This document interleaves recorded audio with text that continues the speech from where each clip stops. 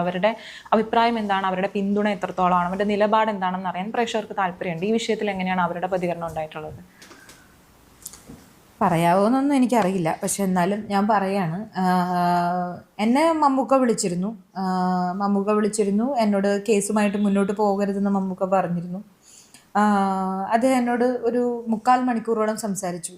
പക്ഷേ ഞാൻ അദ്ദേഹത്തിനോട് ചോദിച്ച ഒറ്റ ചോദ്യമേ ഉള്ളൂ, മമ്മൂക്കയുടെ മകൾക്കാണ് ഇങ്ങനൊരു സിറ്റുവേഷൻ വന്നതെങ്കിൽ അവരോടും ഇത് പറയൂ, പ്രതികരിക്കരുത്, കേസുമായിട്ട് മുന്നോട്ട് പോകരുത്, ഇത് ഭാവിയിൽ എന്നെ ബാധിക്കും, എനിക്കിനി സിനിമ ചെയ്യാൻ പറ്റില്ല, എന്നെ ഈ നിർമ്മാതാക്കൾ ഇനി തിയേറ്ററിൽ എൻ്റെ സിനിമ ഇറക്കാൻ സമ്മതിക്കില്ല, അതുകൊണ്ട് മിണ്ടാതിരിക്കണം എന്നൊരു സ്റ്റാൻഡായിരിക്കുമോ മമ്മൂക്ക എടുക്കുന്നത് എന്ന് ചോദിച്ചു. അപ്പോൾ അദ്ദേഹം പറഞ്ഞു, ഇനി സാൻഡ്രയുടെ ഇഷ്ടം പോലെ, ഇനി അതിനകത്ത് ഇനി ഞാനൊന്നും പറയുന്നില്ല, ഇഷ്ടം പോലെ ചെയ്തോളൂ എന്ന് പറഞ്ഞു.